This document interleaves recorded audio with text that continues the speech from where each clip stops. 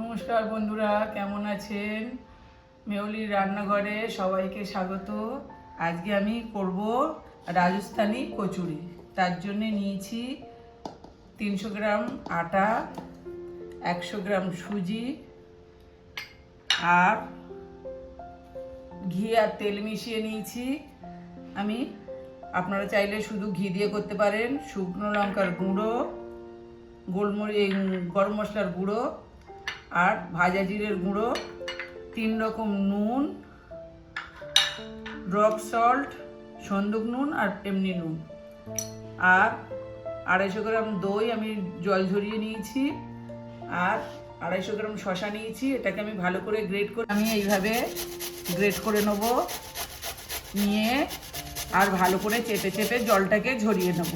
যেহেতু এটা দিয়ে আমার পুর তৈরি হবে, ওই জন্য জলটাকে আমি ভালো করে ঝরিয়ে নেব। আপনারা বাজার থেকে ভালো দেখে কচি শসা কিনে নেবেন।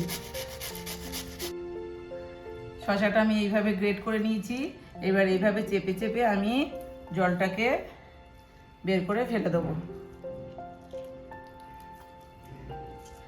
শসাটার জলটা চেপে ফেলে দিয়ে আমি আটাটা মেখে নেব।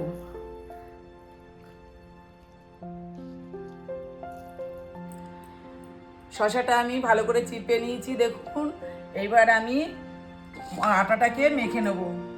আটাটা মাখার জন্যে আমি এই 300 আটা নিয়েছিলাম আর 1 কাপ সুজি, মানে 100 গ্রাম। আমি এতে এবার 6 চামচ ঘি আর তেল মেশানো দিয়ে দেব।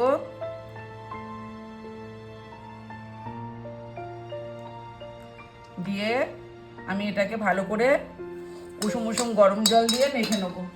ঠান্ডা জলে মাখবো না, আমি এটা গরম জল দিয়ে মাখবো।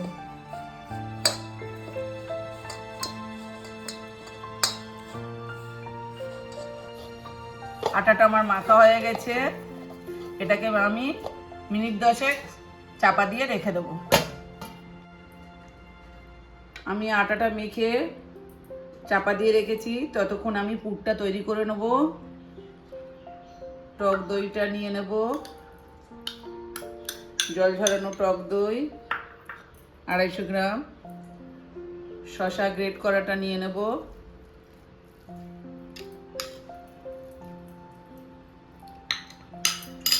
দিয়ে দেব নুন, 3 রকম নুন, রক সল্ট, প্লেন নুন আর সন্দুক নুন, আর দিয়ে দেবো 1 চামচ চিনি,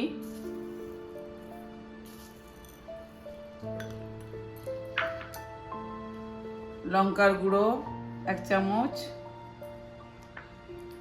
ভাজা জিরের গুঁড়ো 1 চামচ,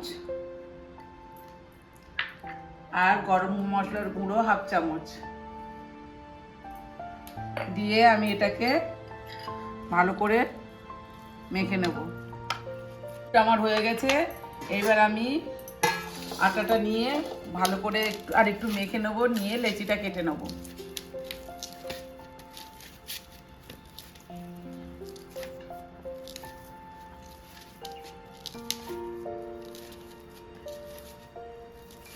এবার আমি লেচিটা কেটে নেব।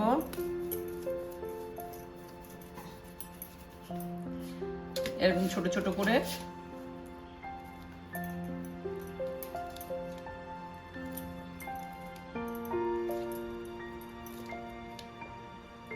সবগুলো এইভাবে ছোট ছোট করে কেটে নেব। লেচিগুলো সব আমার হয়ে গেছে। এবার আমি এগুলোকে আস্তে আস্তে বেলে নেব।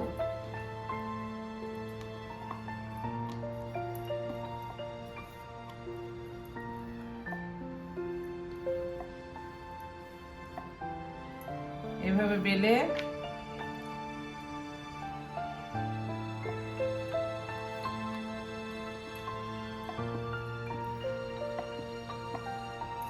খুব বেশি বড় করব না। এবার আমি এর ভিতরে পুরটা দেব।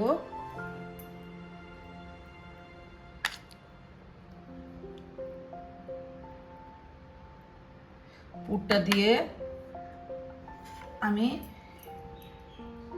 এটার উপরে চাপা দিয়ে এইভাবে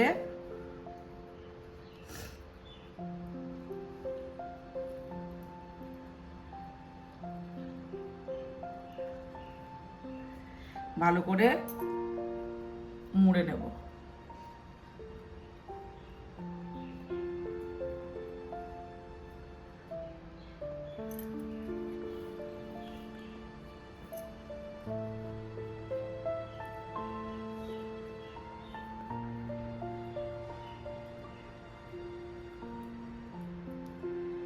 এভাবে আমি করে নেব।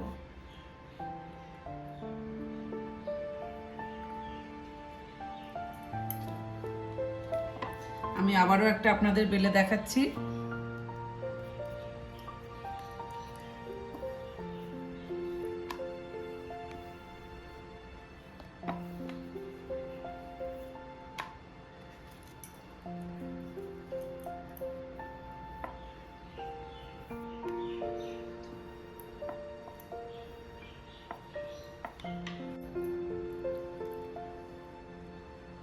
পুরটা এইভাবে আমি আবার দিয়ে দেব।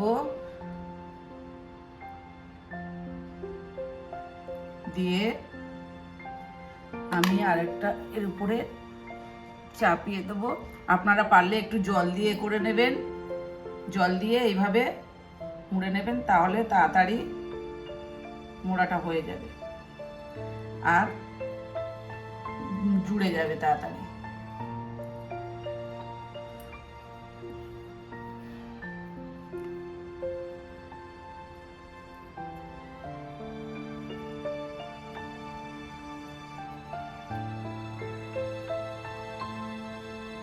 এইভাবে আমি সবগুলো করে নেব।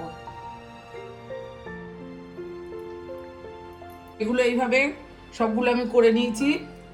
এইভাবে একটু টুথপিক দিয়ে হাওয়াটাকে বার করে দেবেন এরকম, এইভাবে এইভাবে।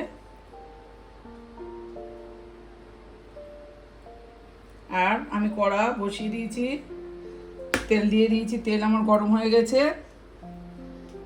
কড়ার তেলটা আমার গরম হয়ে গেছে। এইবার আমি সব এক এক করে ভেজে তুলে নেব।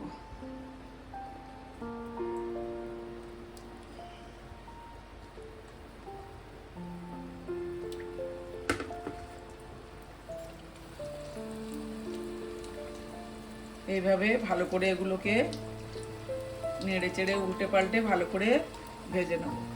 এক পিঠ আমি হতে দেব, এক পিঠ হয়ে গেলে তারপরে আমি আবার এটাও উল্টে দেব।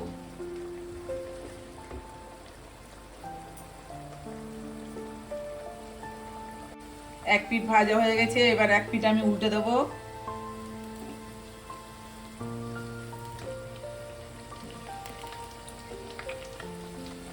দিয়ে এটাকে আমি লাল লাল করে ভেজে তুলে নেব।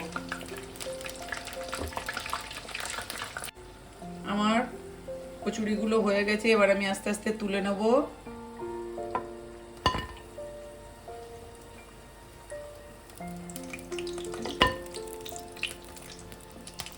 এরকম একটু লাল লাল করে ভাজবেন। এবার আমি আবারও কয়েকটা দিয়ে দেব।